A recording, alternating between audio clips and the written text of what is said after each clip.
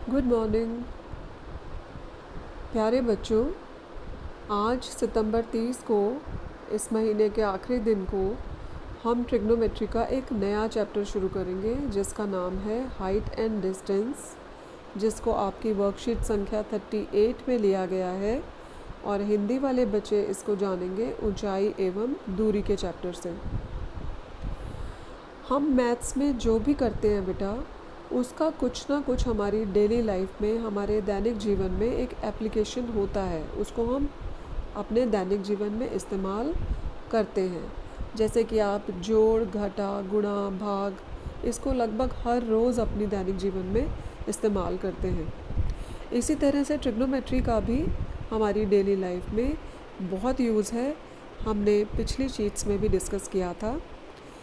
Engineers इसको use करते हैं रोड बनाते समय, बिल्डिंग्स बनाते समय, रोड में कर्व देते समय, बहुत सारी जगह पे इसका इस्तेमाल होता है। आज हम देखेंगे किस तरह से ट्रिग्नोमेट्री को इस्तेमाल किया जाता है ऊंचाई व दूरी, हाइट एंड डिस्टेंस के चैप्टर में। सबसे पहले ज़रा पिछली चीज़ें जो हमने करी हैं उनको हम रिवाइज़ कर लें, उनकी हम दोहराई कर लें। ये जो चित्र बना है आपके सामने, एक त्रिभुज है ABC, इसमें कोण B आपको कैसा लग रहा है? हाँ, बिल्कुल ठीक, ये एक समकोण है, राइट एंगल है। तो इसके सामने वाली भुजा AC भुजा का क्या नाम होता है? याद कीजिए। बिल्कुल ठीक, इसे हम कर्ण कहते हैं। कोण C की संलग्न भुजा एडजेसेंट साइड यानी BC का क्या नाम होता है?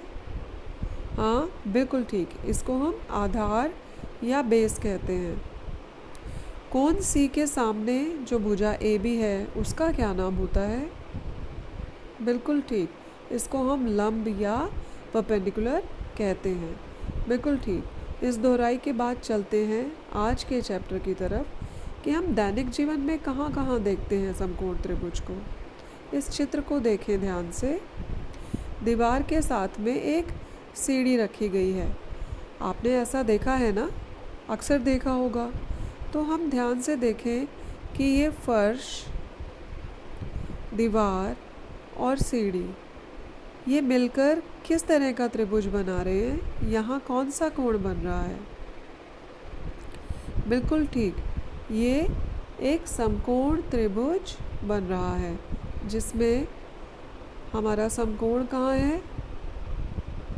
यहाँ, ये हमारा समकोण है। अब हम चलते हैं अगले चित्र पे।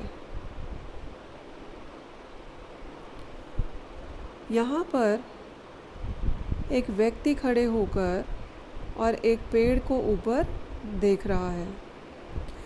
अगर हम इस तरह की रेखा की कल्पना कर लें कि व्यक्ति को जो पेड़ से मिला रही है, ऐसी एक रेखा काल्पनिक अगर हम खींचें और पेड़ के समानांतर एक काल्पनिक रेखा खींचें, मतलब खींचें, उसको इमेजिन करना है, अपनी कल्पना में लेना है, और व्यक्ति के पाँव से लेकर के और वृक्ष के ऊपर तक भी एक रेखा की कल्पना करें, तो ये कैसा त्रिभुज बन गया? बिल्कुल ठीक, ये भी एक समकोण त्रिभुज बन गया जिसका समकोण यहाँ पर है। इस तरह से आप अपने दैनिक जीवन में बहुत से समकोण त्रिभुजों की कल्पना भी कर सकते हैं और आप अपने आसपास देख के ऐसे त्रिभुजों को पहचान भी सकते हैं। अब देखिए, बहुत से उदाहरण आपको देखने को मिलेंगे। कुछ उदाहरण जो आपकी शीट में दिए गए हैं, हम उन्हें देखते हैं। जैसे इस चित्र में ध्यान से देखें तो ये एक समुद्र के अंदर चलता हुआ एक शिप है जिसको लाइट हाउस से देखा जा रहा है। तो लाइट हाउस से जो देख रहे हैं वो एक काल्पनिक रेखा यहाँ पर खींची गई है और लाइट हाउस के बेस से यानी तले से भी इस समुद्री जहाज़ को मिलाते हुए एक रेखा की कल्पना की गई है। तो यहाँ पर जो कोण है वो समकोण बन रहा है। अगले चित्र को देखते हैं। यहाँ पर सी शोर से, सी के किनारे से, समुंदर के किनारे से और बोट की तरफ रेखा खींची गई है। बोट से किनारे को देखा जा रहा है। किनारे से बोट की तरफ एक क्षैतिज रेखा, हॉरिजॉन्टल रेखा भी खींची गई है और उस बोट के ऊपर भी एक रेखा की कल्पना की गई है। तो यहाँ पर जो कोण है, ये देखिए, मैं इसको ड्रॉ करती हूँ। यहाँ जो कोण बन रहा है वो एक समकोण है। इसी तरह से ये पीछे दूसरा एक शिप है या बोट है, इधर भी एक समकोण बन रहा है। इसी तरह से आप बहुत से समकोणों की कल्पना अपने दैनिक जीवन में कर सकते हैं। अब हमें सीखना क्या है? हमें दो तरह के कोण सीखने हैं आज के चैप्टर में। एक कोण का नाम है उन्नयन कोण, जिसे हम इंग्लिश में एंगल ऑफ एलिवेशन कहते हैं, और दूसरे कोण का नाम है अवनमन कोण, जिसे हम इंग्लिश में एंगल ऑफ डिप्रेशन कहते हैं। अगर आप नीचे खड़े होकर और उड़ती हुई पतंग को देखें, आपकी आँख से एक रेखा की कल्पना की जाए जो पतंग को और आँख को मिलाते हुए अगर मैं ड्रॉ करूँ, तो इसे कहते हैं लाइन ऑफ साइट। ये एक काल्पनिक रेखा है। कभी ऐसी रेखा हम ड्रॉ तो नहीं करते दैनिक जीवन में। और आपकी आँख से अर्थ के समांतर, ज़मीन के समांतर एक रेखा की कल्पना करें हॉरिजॉन्टल लेवल पे, तो उसे हम कहते हैं हॉरिजॉन्टल लाइन।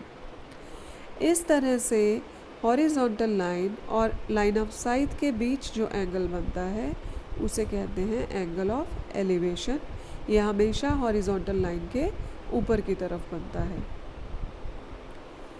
और दूसरी तरफ, अगर आप किसी बिल्डिंग के ऊपर खड़े हैं और वहाँ से नीचे रोड को देखते हैं जहाँ पर एक कार आपकी तरफ आ रही है, तो आप यहाँ खड़े होकर कार को देखते हैं, तो इन आपकी आँख से कार को मिलाने वाली काल्पनिक रेखा को लाइन ऑफ साइट यानी दृष्टि रेखा कहते हैं।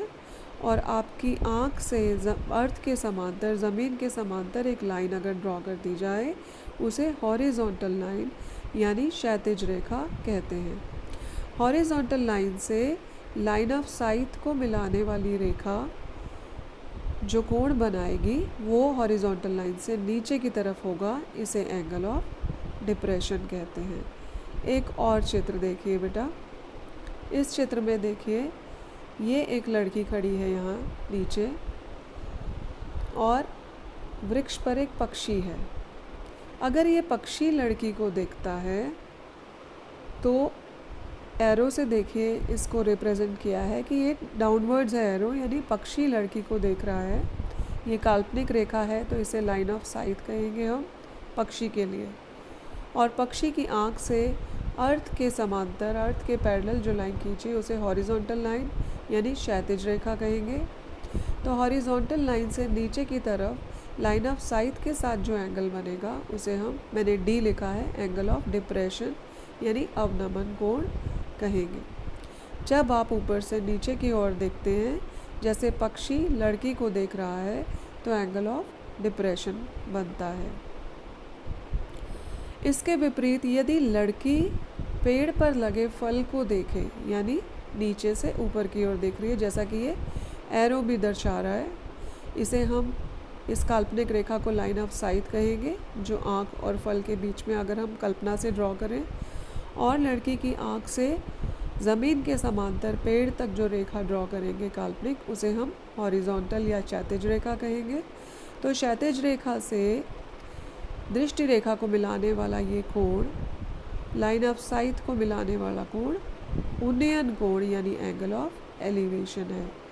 जब आप नीचे से ऊपर की वस्तु को देखते हैं, जैसे लड़की फल को देख रही है, तो एंगल ऑफ एलिवेशन बनता है। इसी का